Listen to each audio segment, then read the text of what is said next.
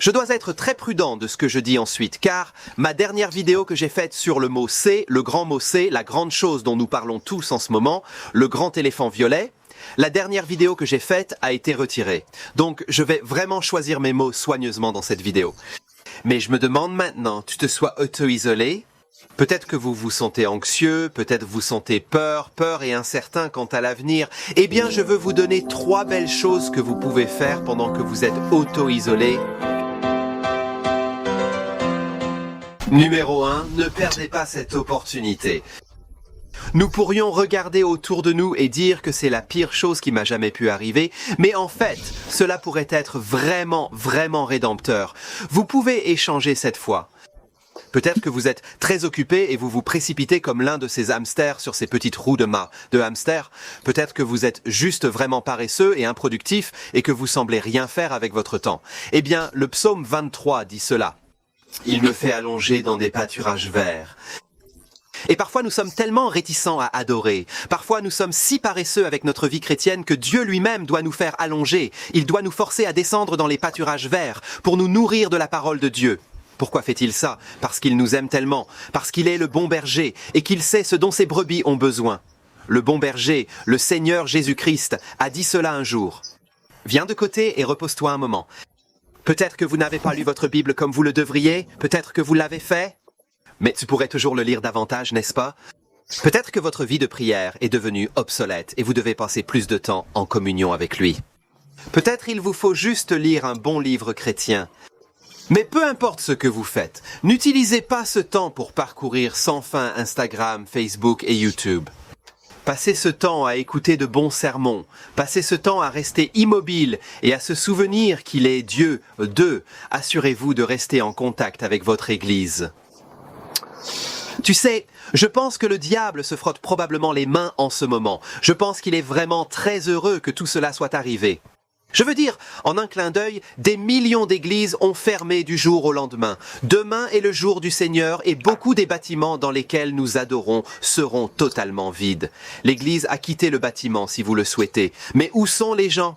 Eh bien, nous sommes tous auto-isolés dans différentes poches à travers le pays. Puis-je être honnête avec toi? Il y a quelque chose qui me préoccupe un peu à propos de tout cela. C'est très facile une fois que vous arrêtez d'aller à l'église pour arrêter d'aller ensemble.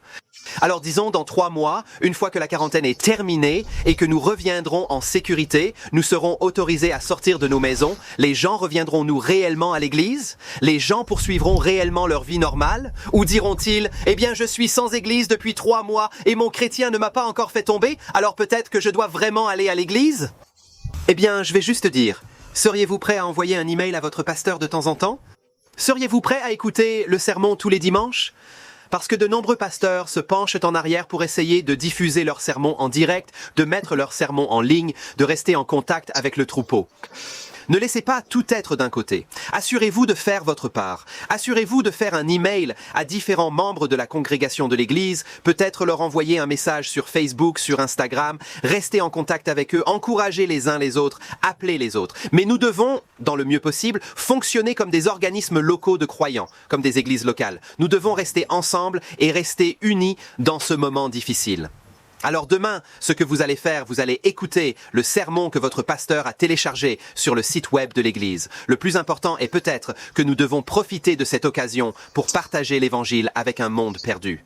Vous voyez, le monde entier a peur. Le monde entier cherche des réponses, cherche un espoir au-delà de ce grand mot de mer. Qu'est-ce que c'est l'espoir ? C'est le Seigneur Jésus-Christ qui a souffert et est mort sur une croix pour les péchés du monde, offrant une espérance au-delà de la tombe à ceux qui ont foi en lui. Mais tu penses peut-être, Joe, je suis censé être auto-isolé. Comment puis-je partager l'Évangile alors que je suis censé être distancié comme on le dit? Eh bien, il y a quelques façons de le faire. Le premier est moi. Je pense que la grande majorité d'entre vous ont un compte de réseaux sociaux, Facebook, Instagram, Twitter.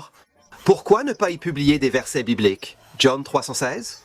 Pourquoi ne pas y poster un message évangéliste, une vidéo évangéliste sur YouTube que les gens peuvent regarder. Parce que les gens ont beaucoup plus de temps sur leurs mains et ils peuvent juste être prêts à considérer le message chrétien un peu plus qu'ils ne le feraient habituellement. Et voici une autre idée pour vous, mon ami et un autre évangéliste à plein temps, un homme appelé Roger Cars a bien écrit une brochure chrétienne très très utile, brochure évangéliste sur les gros mots C.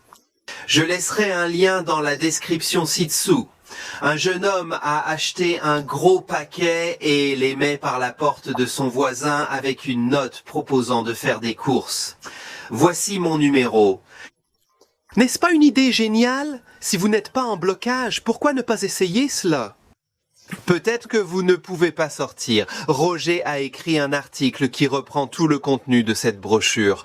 Vous pouvez le poster sur vos réseaux sociaux. C'est une période difficile, n'est-ce pas? Et il est facile de se décourager. Mais nous ne devons pas laisser le diable entrer. Nous ne devons pas le laisser nous donner un coup de pied comme un football. Dans Isaïe, il dit qu'il le garde en parfaite paix. Dont l'esprit est resté sur toi parce qu'il fait confiance en lui. Faisons-nous confiance en Dieu? Faisons-nous confiance à notre berger en ce moment difficile? J'ai de l'asthme et une maladie cardiaque. Nous avons décidé de nous auto-isoler avec notre bébé de 6 mois. C'est vraiment difficile. Je veux être dehors à prêcher. C'est ce à quoi je crois que j'ai été appelé à faire. Comme je vous l'ai dit au début de cette vidéo, très malheureusement, la vidéo que j'ai réalisée avec plus de 7000 vues, qui portait tout sur ce grand virus et sur la façon dont le Seigneur Jésus-Christ peut nous sauver de ce virus. Je parle du virus du péché. Eh bien, malheureusement que cette vidéo ait été retirée plus tôt ce matin et cela m'a un peu bouleversé. Et j'ai remarqué vraiment que la dernière année, beaucoup de vues que j'ai obtenues sur ma chaîne proviennent de gens qui partagent les vidéos. Ce n'est pas de YouTube qui recommande ma chaîne. C'est donc un moment difficile et je ne sais pas ce qui va arriver avec les ministères extérieurs.